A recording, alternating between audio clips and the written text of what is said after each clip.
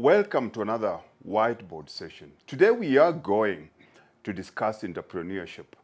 The most common question that keep on being posed, the question that majority of men ask me in the gym is, what qualifications do you need to be an entrepreneur? What are the factors that contribute to you being successful as an entrepreneur? And there is a lot of things that we're going to talk about here. Entrepreneurship is majority of the time, 80% of it is more psychological, emotional, and the other 20% is more technical. But we will divide business into 4 different areas. But before we do that, let's focus more on what are the soft skills that we need in terms of being an entrepreneur. Because when most of us start businesses, we always start businesses being technical experts because you are good at something. And being good at something only gives you, or you simply equipped with 25% of what you need to make your business work. For business to work, you need at least 100% of all the different pieces that make this work. But let's start with the soft part of it first here. The easier thing here is, when you start a business, unless we use a very easy analogy here, starting a gym, majority of people that start gyms, most of them were personal trainers. So they are starting purely from a very strong technical expertise point of view. He is a good trainer. He understands the human body. He understands the exercise methodology. He understands nutrition. And he decides that because I'm successful in one of the big box gyms, let me go start my own gym and go out there, get customers, and I will be successful. But I'm sad to tell you that that's far away from being true. One of the soft skills that you need here is what we call your teachability index. You started as a personal trainer. You understand how to formulate and write up programs. You understand how to work with the human body. You understand how to talk to people about nutrition. But you still have to understand about business development and strategy. You need to understand about customer service, and you need to understand about marketing and sales. For you to be able to make sure that the 75% that you are lacking, that you need to catch up with it, the first thing that comes into play here is what I call your teachability index. How teachable are you? Are you willing to learn new things? What is your willingness to learn? And you might be ready to learn, but what is your willingness to change?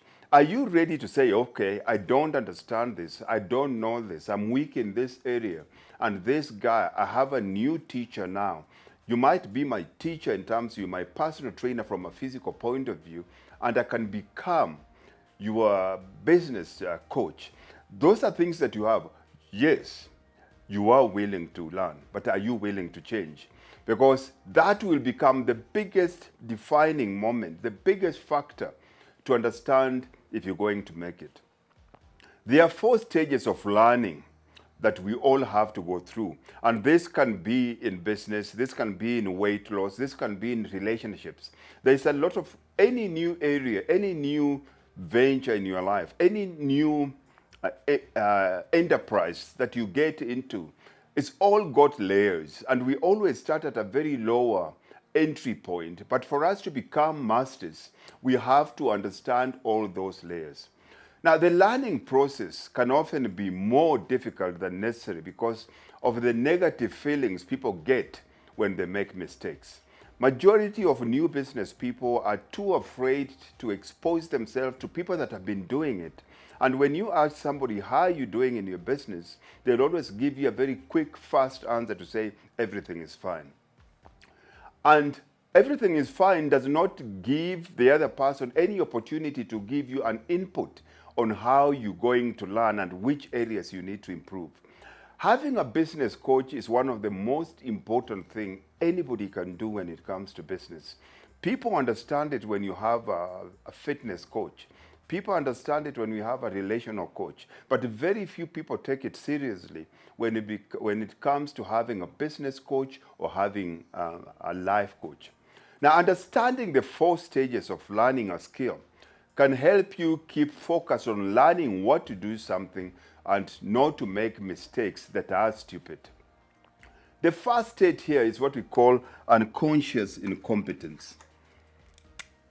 Unconscious incompetence. Unconscious incompetence. This is the very first stage. You don't know that you don't know. You don't know that you don't know that you don't know. And you don't know. And anybody that gets into business, anybody that gets into a new relationship, anybody that wants to lose weight, they're always at this stage. A good example that I'll use here is an energetic 2-year-old boy that wants to ride a bike. And what does he do? He sees his brother riding a bike, and all he thinks is, I'm going to be ready. When he stops or when he finishes riding that bike, I'm also going to ride that bike. In his head, he can see himself riding that bike. At that stage is what we call unconsciously, he doesn't really understand that he doesn't know how to ride a bike. He sees it with his eyes, but he does not know that when you get onto that bike, there's so much that goes into it than just the bike moving. He has to see where he's going. He has to learn to hold on to the bike. He has to coordinate his hands and his legs. His brain has to calculate how far he is. He has to learn balance. And it's the same thing that happens when we get into business. We see a successful business person or a successful business from a distance, or somebody that does something that we think we're good at. And what do? We decide that I can do that better. I'm just going to get into it. And we've seen this a lot in sports. We have a lot of people, a lot of armchair sports superstars. You look at somebody at the Olympic, you look at the rugby team, you look at the soccer people, you look people that are athletes, you look at them from the comfort of your couch in your sitting room, and you think, why did he not score? There was an open area here. He should have passed and scored that goal. When you're looking at it, and the problem with this kind of attitude to life, this kind of attitude to business is you always enter business totally unprepared. You assume that everything is easy and you expose yourself too soon. And then it moves us to the second group here that we call conscious incompetence. Now, when we get to this second phase, this is what we call conscious incompetence. Now here we know that we don't know. We know that we don't know. At this point, you've opened your new little gym, you've opened your small little business, and you go in there and you realize, shoo, it's not this easy. How do I get customers? The customers I thought that I'm going to move with, they find my area to be too inconveniencing for them. They didn't come with me. How do I train these people while at the same time somebody has to answer the phone? Who is going to make sure that the changing rooms are clean? Who is going to collect money from these people? Who is going to communicate with these customers to make sure that they don't give up? Now we realize that we know that we don't know, and here now we have to learn to be competent at something. Now you're going out there and you're starting to ask questions. You've been in this business for long. How are you doing this? I'm struggling with this customer. This customer comes in, they enjoy my training, they're losing weight, but when it comes to payment, they're not paying well. This customer, I was with this customer, I trained them well, they've gotten very good results, and then they stopped. Now, those are different competencies that just as a personal trainer you don't have. This is always a very rude awakening to people.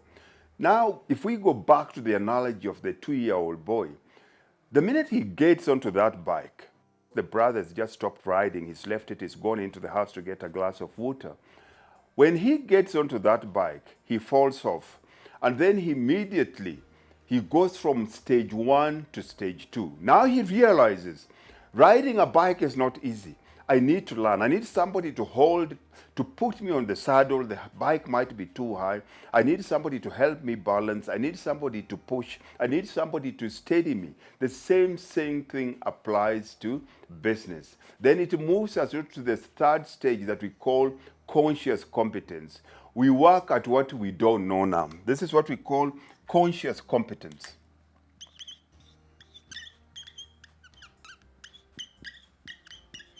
Conscious competence.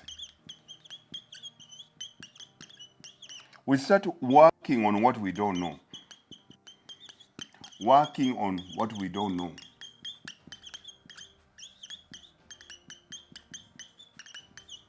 But it's still a lot of effort for us to do this because you still have to think about it. You don't have enough skill set.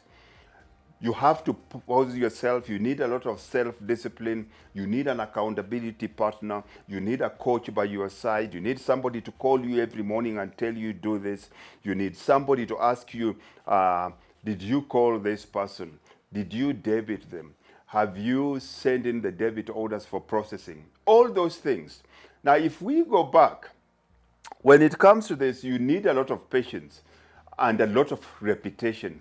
This repetition is the mother of all success. Repetition is where everything happens. If we have to go back and use the analogy of the 2-year-old boy, now, he understands at this point that he knows he needs to be careful. Otherwise, last time he tried, he fell and he scrubbed his knees. And he needs to learn balance. He needs to learn how to put his feet into the pedals. And now he starts to know that this is a step-by-step process. It's not something that he can all of a sudden jump on and start doing. And that straight away puts them into what we call unconscious competence. And unconscious competence is we don't have to think about knowing it. This brings us to the fourth stage that we call conscious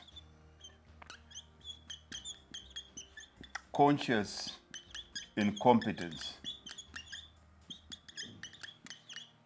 Spelling mistake somewhere here, I think. Conscious incompetence. Now, this is ingrained in you. This becomes, you can do it automatically. This becomes automatic behavior. You don't have to think about it. That boy now gets onto that bike, and without thinking or without saying anything, straight away he rides off into the sunset. Same thing happens with a car. You get into a car, you're busy talking on the phone. If it's a lady, you're doing your mascara, you're applying your lipstick, and you're drinking a cup of coffee without focusing on the steering wheel, looking at the gears, looking at the pedals, and busy checking the side mirror, checking the windscreen, nothing. Unconscious competence, you become a master. Now, this is a process. Depending on where you are in your business, depending on where you are in your weight loss journey, depending on where you are in your relationships, it's very important to know at which phase of this learning stage are you. Because majority of businesses will always fall off here because most people go in thinking that it's easy for them to do what they want. Now, to break this down and to answer the question everybody that has been asking me about business, business comes in 4 different areas. Let's look at it here. This is your business. There are 4 areas here. The first one here is what we call technical expertise. You are a doctor, you are a personal trainer, you are a chef, you are a soccer player, and you think because I'm very good at what I do, I can turn this into business. But the truth of the matter is, unfortunately, it doesn't work like that because this one is only 25% making a successful business. The second one here brings us into business development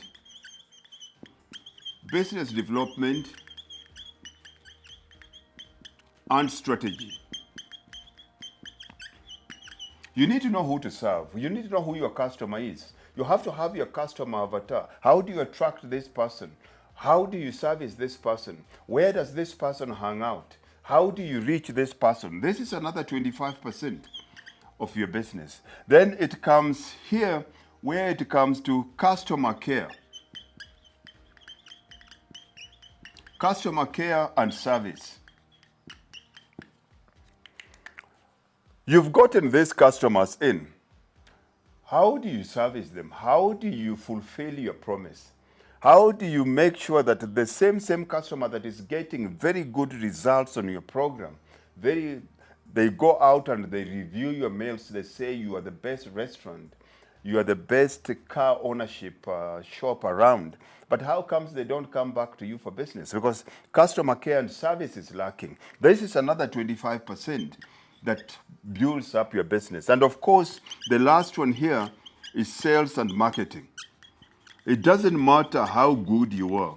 If you don't have people to sell to, you're going to close your business. Now, this becomes the 4 areas any successful business needs to be good in. It has to be 100%. 25 times 4, or 25 plus 25, 25, 25 adds up to 100%. Which of these areas are you lacking in? Which of these areas are you strong in? Because majority of people, mostly over 90% of people that start their businesses, they'd always be in box number 1. Most of them, they are technical experts, and they expect that to build a successful business. Unfortunately, it doesn't work like that. So where are you in terms of this business? At what stage are you? Which area are you struggling with? Let me know where you are. Let me know you're in the comment section if this makes sense to you. Let me know if it was of any value to you. If you haven't subscribed to the channel, make sure you subscribe and share and like this among your friends. Let me know what more content that is relevant to your personal needs and business needs that you want me to talk about next time. God bless and take care of yourself.